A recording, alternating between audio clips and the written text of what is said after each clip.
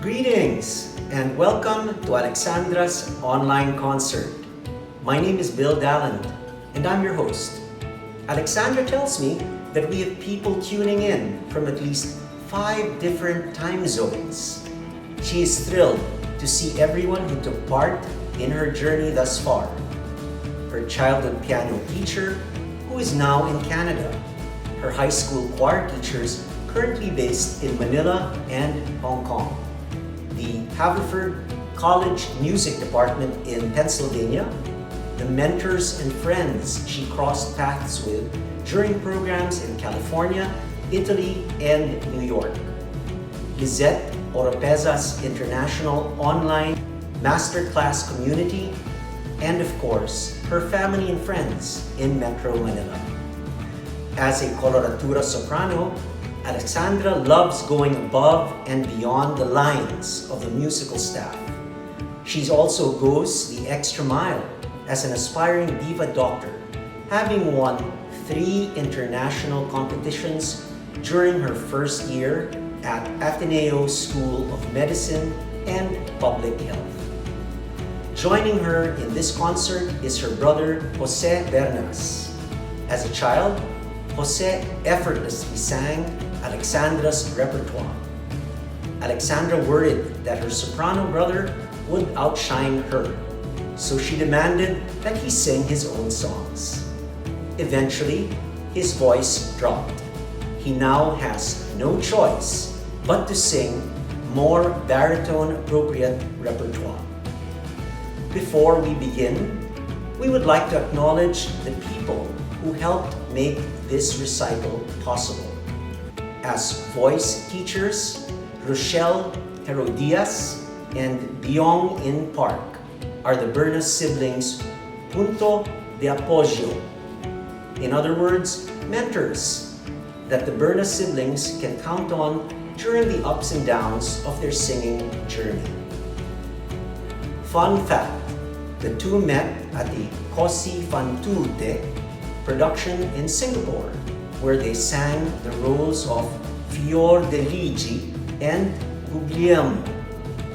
Their onstage romance extended past the opera plot's timeline and into lifelong marriage.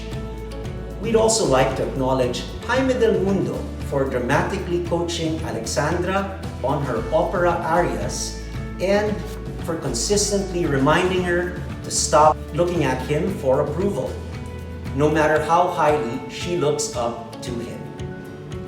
You will not see him on video, but just off camera is Alexandra's musical other half, her pianist Alejandro Consolacion II. His favorite part of being a collaborative pianist is taking attention away from himself and bringing out the best of his soloists.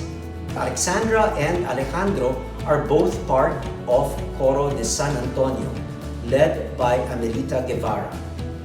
We'd also like to give a special shout out to Leroy Rodriguez for his live piano accompaniment during Alexandra's acting rehearsals, and Rohani Nashad for editing this video.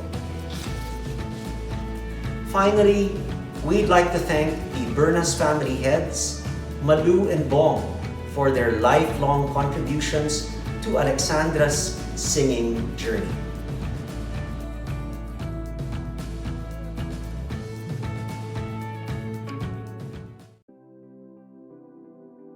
For the first set, Alexandra will sing opera arias, the first being Les Oiseaux de la Charmille, also known as the Doll Song, from Offenbach's Tales of Hoffmann. The opera is based on the writer E.T.A. Hoffmann's short stories, centering around Hoffmann as he recounts his failed love affairs.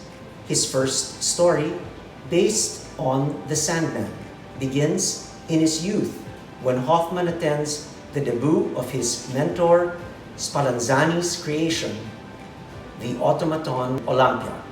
Olympia then introduces herself by singing the Doll Song, much like how Alexandra introduces herself by beginning the recital with this aria. The mechanical nature of the automaton can be heard in the music. For instance, in the rests, which signify pauses in the middle of the phrases. Hoffman, however, believes she is human. Prior to Olympia's entrance, he bought vision-altering glasses from Olympia's other creator, Coppelius. While wearing the glasses, Hoffman believes Olympia to be not only human, but also the perfect woman. Hoffman's glasses blur the line between mechanical and human, leading to multiple interpretations of the doll song, such as a robot doll, a sex doll, or even Elle Woods, who was called Capital Barbie in the Legally Blonde sequel. One could even go as far as portraying Olympia as a human singing about what it feels like to be in love.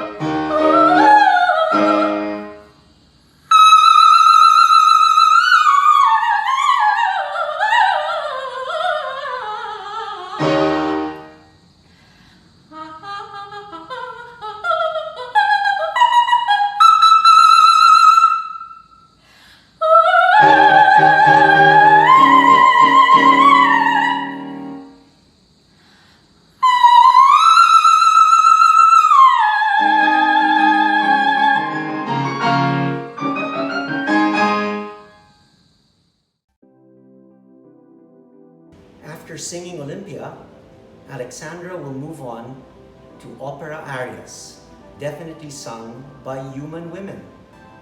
Her next aria is Durchseligkeit und Schmeißen from Mozart's The Abduction from the Seraglio.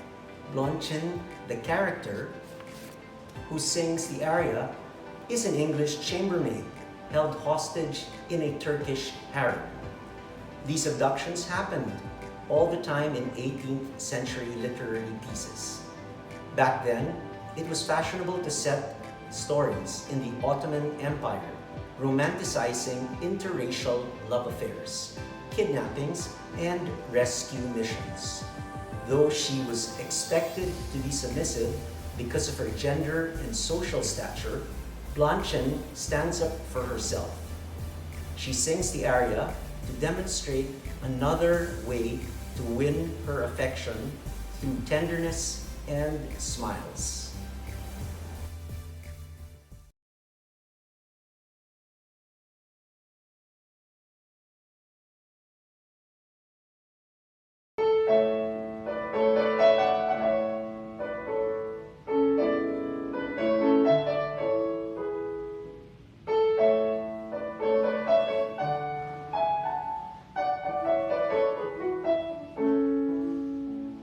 Du Zärtlichkeit und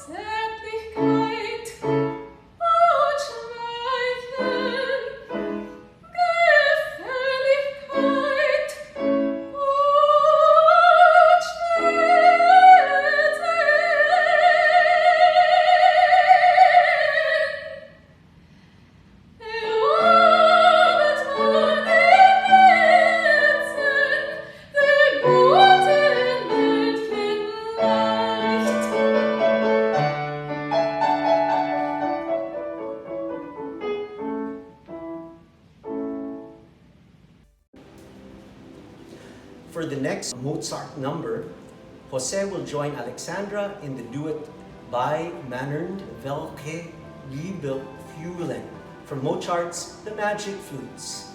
This opera holds a special place in the Bernas family. Before Jose hit puberty, Alexandra and Jose used to do sing-offs of the Queen of the Night's famous aria. If Mrs. Bernas couldn't stand the siblings bickering, she would blast the aria so they could at least make music with their screams. But there is more to the magic flutes than a power-hungry queen, as we will see in the duet. The bird catcher Papageno meets Princess Pamina for the first time and laments about his loneliness. Can any frustrated single in the audience relate? Pamina consoles Papageno and reassures him that he'll find love one day. Frustrated singles, I hope this duet convinces you that you too will find someone.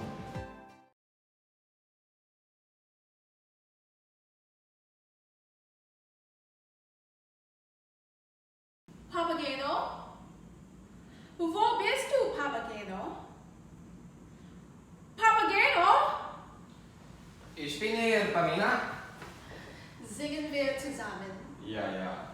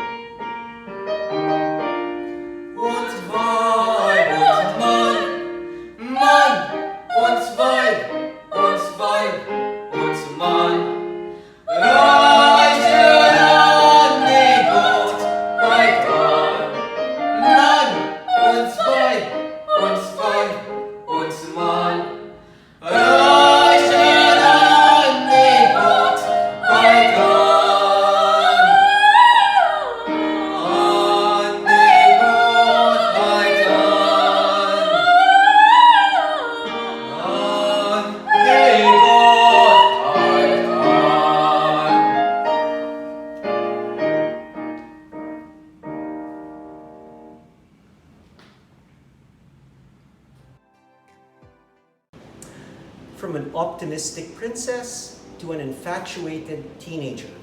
We will then move to O Luce di Quest'anima from Donizetti's Linda di Chamouni.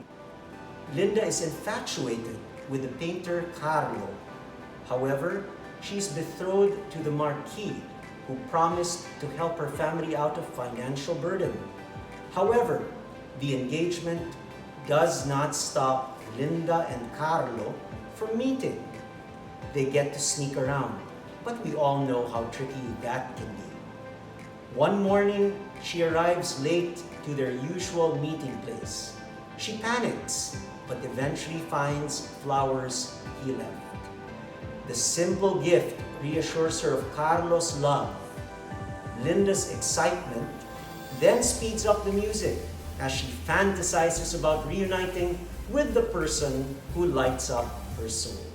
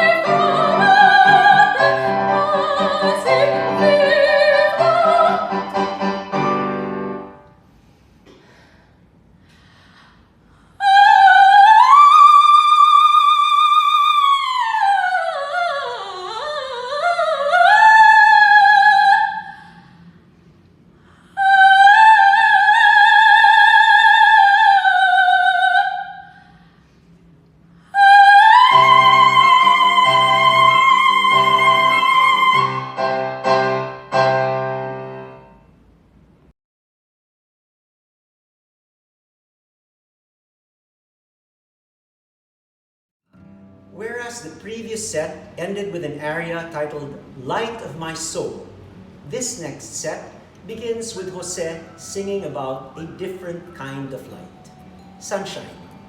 O Sole Mio was written in the 19th century by Giordani Capuro and is usually sung in the original Neapolitan language. In the first stanza, the singer admires the sun, especially after the turbulence of a storm. We can all agree that we all enjoy the warmth and light after dreary circumstances. But as the singer sings in the refrain, there is something even greater. He has his own sun, more beautiful than the one in the sky, his lover. The second part reminds Jose of a Romeo and Juliet moment, where the man says that he would stay below her window at nighttime because he couldn't bear to be far apart from her. The second refrain then becomes the musical equivalent of the Shakespearean line, "But soft, what light through yonder window breaks? It is the east, and Juliet is the sun."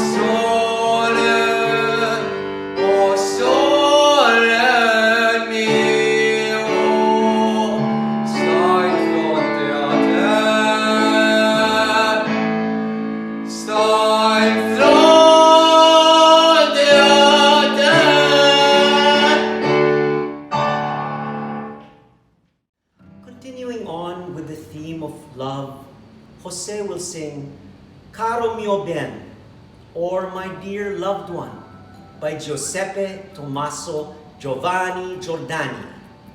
The song begins with the refrain where the persona declares his love, going so far as to say that his heart languishes when the lover is gone. What a way to really call someone my everything. Am I right? Jose draws from rom-coms for his interpretation, particularly from the stereotypical goodbye scene right before one's lover boards a ship to a far-off place. As the one left behind, the persona of this song begs his lover to end the cruelty and stay. In the end, he realizes the futility of stopping the separation. He sings the refrain twice, emphasizing not only how much the relation means to him, but also wishing his lover well.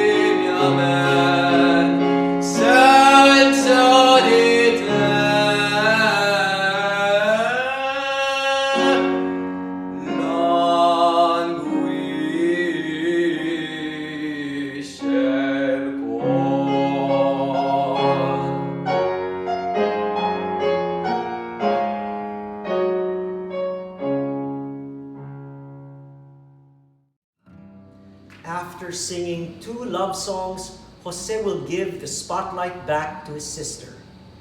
Unlike the languishing persona of Caro the one in Obrador's Amor takes matters into her own hands. She demands to be kissed all over her body. She does not want just one smooch. She wants as many kisses as she has hair on her head. Then afterwards, she wants another 1,000, then 100, then 3 more.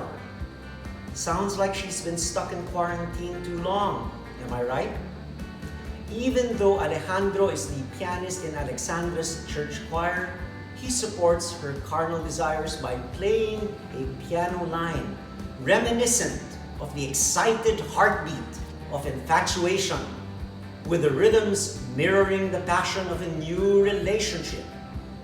In case anyone is wondering, Alexandra is single.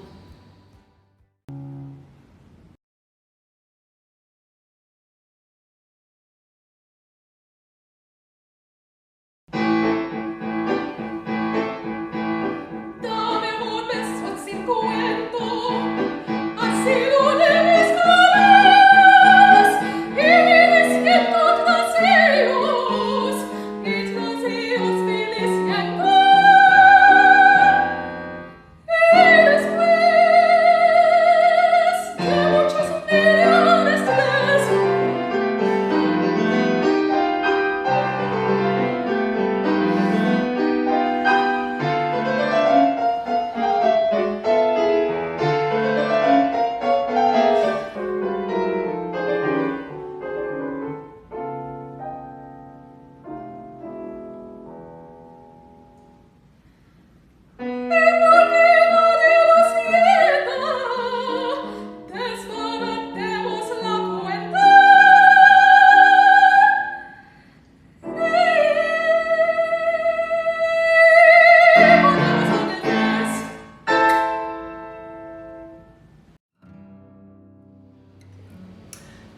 After singing Amor, Alexandra will sing Amor by Strauss.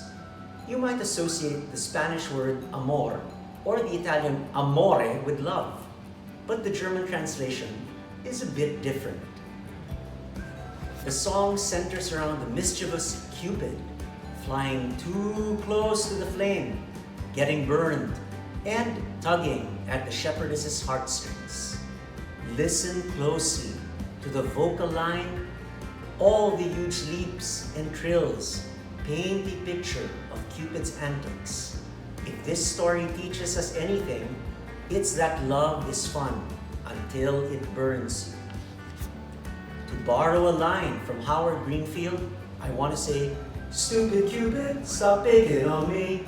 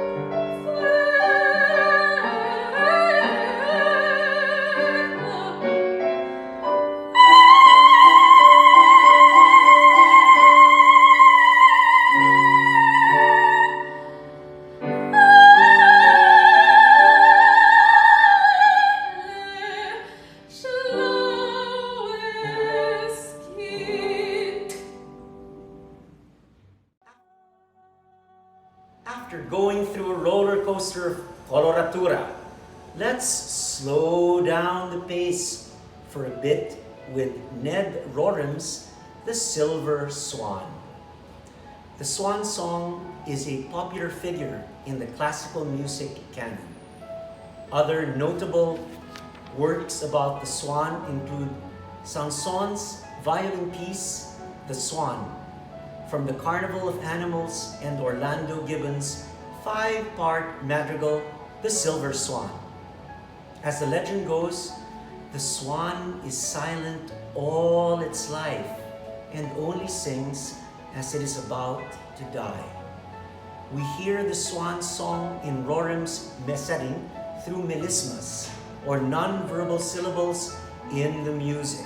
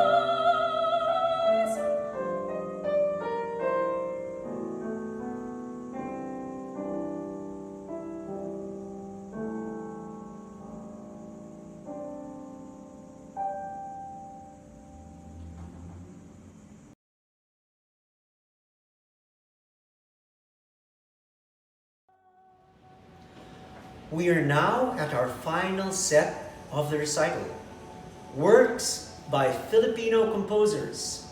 The first one being Malungkot ang Maya by Jose Estrella. Some of you might know him for his upbeat Ang Maya, a song about a bird that sings beautifully and flies from tree to tree. Unlike the Maya in Estrella's popular piece, the one in Malungkot ang Maya lost its ability to fly. On top of that, the Maya lost its children and its home. However, there is one thing that can never be taken away from a bird: its ability to sing.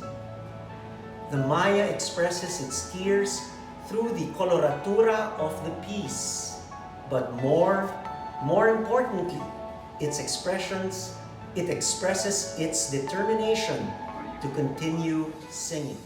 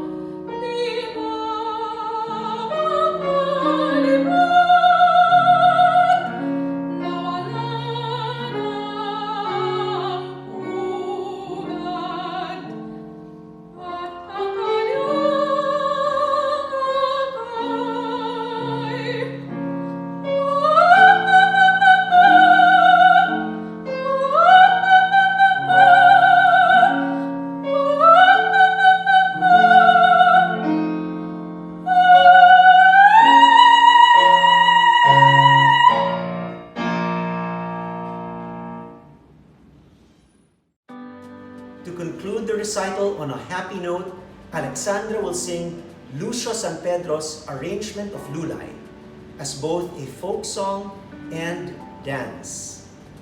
There have been multiple arrangements done. San Pedro's is specifically written for a coloratura soprano.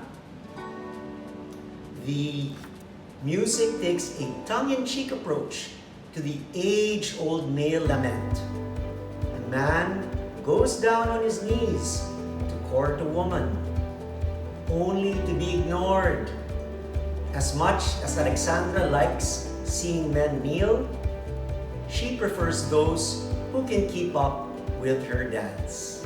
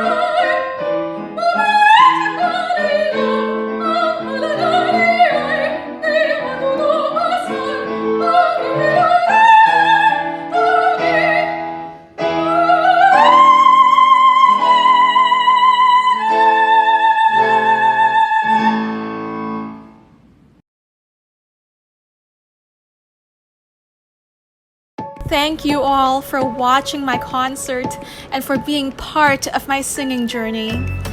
Each one of you has shaped me in more ways than you realize. Please do excuse the sound of the thunderstorms in the background. It is rainy season in the Philippines, but my soul is so full of light because of all of you. You truly are la luce di quest'anima. I am grateful that this online format enables me to connect with all of you, wherever you are in the world. One thing I miss about live concerts, though, is embracing each one of you at the reception afterwards. Until we can all safely gather in person, a Zoom reception will have to do. The Zoom codes and time zone charts can be found in my Facebook event page. Whether you are an old friend or one I have yet to meet, please drop by. I'd love to see you.